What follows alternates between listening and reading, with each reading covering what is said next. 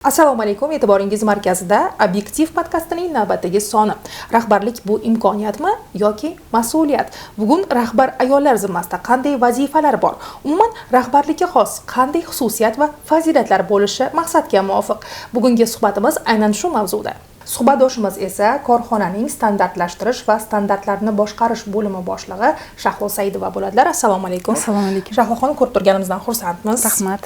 Keling, yuqoridagi savolga birinchi javob topsak. Bu mas'uliyat desak to'g'riroq bo'ladi. Sababi butun bir javobgarlikni o'zida his qilish, ayniqsa ayollarga bu yuki og'irroq. Sababi bizda imkoniyatlar har tomonlama qo'llab-quvvatlashlar bo'lgani bilan yuklatilgan vazifani yanada yaxshiroq, yanada sifatliroq bajarish uchun demak qo'ldan kelgancha harakat qilamiz. Shuning uchun men o'yladim, bu mas'uliyat desak to'g'riroq bo'ladi. Bugun yurtimizda gender tenglikni ta'minlash, xotin-qizlarning jamiyatdagi o'rnini mustahkamlash, ularga erkaklar bilan teng huquq va imkoniyatlar yaratish bo'yicha amalga oshirilayotgan ishlar barchamizga ma'lum. Xususan, rahbar ayollar maktabining tashkil etilganligi va ularda bo'lajak liderlarni tayyorlash vazifasi ham bugungi kunda o'z yo'nalishida amalga oshirilyapti. Siz ushbu maktabning 4-mavsum tinglovchisiz. Keling, taassurotlar bilan bo'lishsangiz. 550 ta ayollar har xil tashkilotlar, idoralardan demak saralab olingan va bundan juda ham xursandman. Men bu dasturga demak munosib ko'rilganimdan. Juda qiziqarli, samarali, davlatimizda lider rahbar ayollari o'zlarini qiziqishlari bilan bizaga o'z ko'nikmalari, bilimlari bilan demak bizani malakamizni yanada boyitib, o'sha O'zbekistonga, jamiyatga foydaliroq kadr qilib yetishishimizga yaqindan yordam berishdi. Shuning uchun men bundan juda baxtiyorman. Xohlayman har bir korxonamiz a'zosi, demak ayollari shu dastur bo'yicha o'qishlarini. Kimdadir liderlik qobiliyati bolalikdan shakllangan bo'ladi va yaqqol namoyon bo'ladi.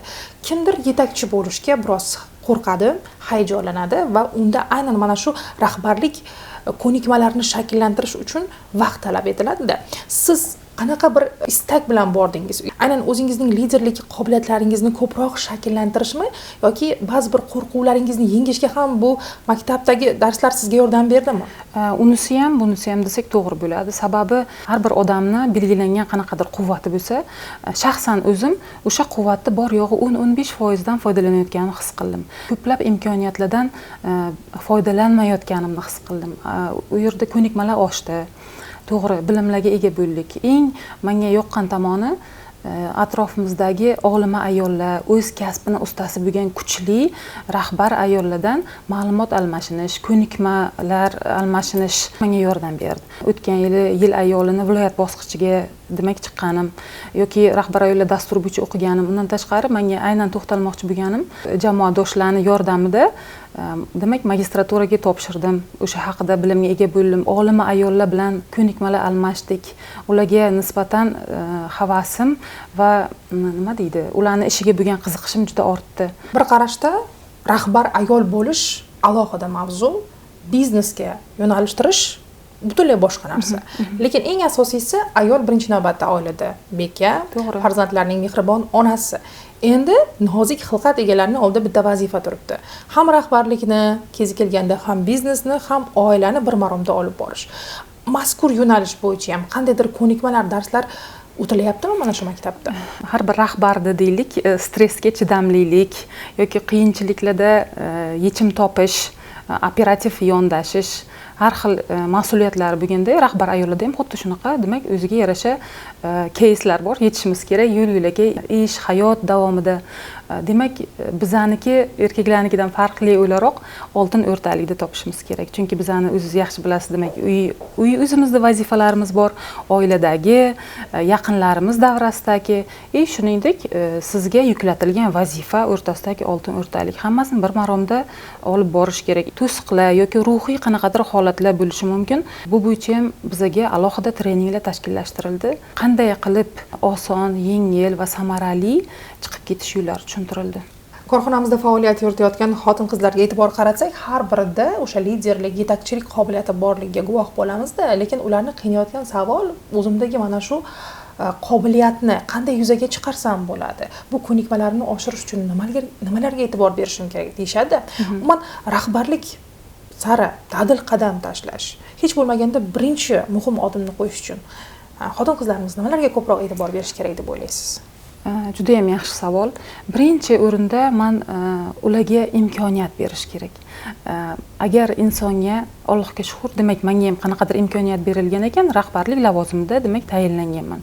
Bu uchun atrofdagilar, oilangiz, rahbariyat juda katta ahamiyatga ega. Agar imkoniyat berilsa, kimni qay darajada salohiyatga ega ekanligini demak baholashimiz mumkin. Ayol kishi birinchi navbatda oilani uylaydi. Oila bu jamiyat. Jamiyat bu davlat. Demak, ayol kishi har bir qilgan harakati o'sha jamiyatni atrofidagi tinchlikka qaratilgan, rivojlanishga qaratilgan deb hisoblayman. Shu uchun ayollarga imkoniyat berish kerak. Amaliyotimdan kelib chiqib aytsam, birinchi o'rinda mana shu har xil loyihaga qadam qo'yganimda har bir qiziqqan kishi portfolio shakllantiradi. Portfolio shakllantirgan vaqtda har bir ayol bo'lsin, har bir xodim nima ishlar qilgan, yana nimalarni qilsa, yana ham yaxshiroq bo'ladi, demak qadam qo'yishi mumkin. Ikkinchisi deylik, ko'proq treninglarga qatnashish kerak, ya'ni doimiy o'qish. Beshikdan to qabrgacha bilim izla degandan kelib chiqsak, demak doimiy o'qish orqali ham ma'lumotlarga ega bo'ladi. O'zini yo'nalishi bo'yicha qiziqishlarni yanada takomillashtirish. O'sha o'zini sohasini ustasi bo'lsa, eng qimmatli kadrga aylanadi, meni fikrim. Jamiyatga nisbatan foydasiga qaratilgan bo'lsa, har bir strategik g'oya, strategik demak rejalashtirish bu albatta katta foyda keltiradi o'sha shaxsning o'ziga nisbatan. Qachonki inson o'zini chetdan tanqidiy tahlil qila olsagina, o'zidagi kamchiliklarni bartaraf eta olsagina, o'zi istagan muvaffaqiyatga erisha oladi. Siz bugun rahbarsiz, qo'l ostingizda xodimlar bor. Chetdan qaraganda o'zingizga qanday baho berasiz rahbar sifatida? Qay darajada o'zingizni tanqidiy tahlil qilib turasiz? Menga nisbatan tanqidiy tahlillarni juda ijobiy qabul qilaman. Sababi bizda ustozlar ham o'rgatgan, bu bepul o'zimni rivojlanish yo'nalishimdagi maslahat. Ya'ni qimmatli bepul maslahat. O'zimni jamoamga qaytadigan bo'lsak, men o'zimni u yerda bu gapni menimcha bundan keyin ham aytaman, bungacha ham aytganman. Men rahbar emas, jamoani bir qismi, jamoadoshman. Biz bitta butun bir jamoa bo'lib ishlasak, bu zavod ko'rinishida bo'lsin yoki qaysidir loyiha sizga ishonib topshirilsin. Agar jamoani kuchli bir birligi bo'lsangiz, bir tomonga yo'nalish, strategik maqsadingizni qo'yib, jamoadoshlaringizga ham buni haqida to'g'ri tushuntirsangiz, unda o'ylayman boshlagan A nuqtangizdan B nuqtaga borish samarali kechadi. Siz qanchalik harakat qilmang, intilmang, izlanmang, lekin baribir sizdan kamchilik topadiganlar topiladi-da. Umuman siz atrofdagi fikr mulohazalarga qay darajada befarqsiz yoki ularni e'tiborga olasiz? Har doim ham tanqid o'rinli bo'lavermaydi. Tanqidni olasiz, albatta boshidan o'tkazgan yoki sizga o'rnak bo'ladigan shaxslardan.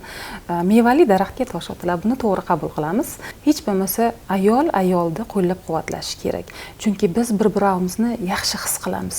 Demak, qo'llab-quvvatlaganimizda o'shanda men o'ylayman tanqidlar yoki takliflar o'rinli bo'ladi. Qanday rejalar ustida bugun ish olib boryapsiz va o'zingizning kelajagingizni qanday tasavvur qilyapsiz? Bu dasturda shunaqa foydali tomoni bor. Sizga o'zingizning sohangizdan kelib chiqib imkoniyat beriladi, qanaqadir loyihani himoya qilish va hududiy hokimiyat organlarida yoki vazirlik idoralarida stajirovka, dublyorlik o'tash. Shundan kelib chiqib, men ham demak Navoiy viloyat hokimiyatiga, sanoat kotibiyatiga, Toshkentda o'zimizning soha yo'nalishida texnik jihatdan tartibga solish agentligi bor. Demak, o'sha agentlikni o'zimning soham bo'yicha O'zbekiston miqyosida qilinayotgan ishlar, rejalar bilan tanishdim va bu sohadagi demak loyiha ishini yaratdim. Loyiha ishi mavzusi Jahon savdo tashkilotida xalqaro standartlarni O'zbekistonda tatbiq qilishni mexanizmlarini takomillashtirish. Sizga mazmunli suhbat va samimiy muloqot uchun rahmat aytamiz. O'ylaymizki, sizda imkoniyat bor, sharoit, eng muhimi maqsad aniq va natijalari o'zini uzoq kuttirmaydi. Va har bir ayolda liderlik qobiliyati mavjud, faqat uni shakllantirish uchun birgina istakning o'zi yetarli emas. Bu tinimsiz mehnat, harakat, izlanish samarasi hisoblanadi. Shunday ekan, agar rahbar bo'lmoqchi bo'lsangiz, birinchi navbatda maqsadingiz aniq bo'lishi kerak. Qolgan ko'nikmalar esa sizni faqat olg'a intilishga undayveradi. Obyektiv podkastining navbatdagi soniga yakun yasaymiz. Salomat bo'ling.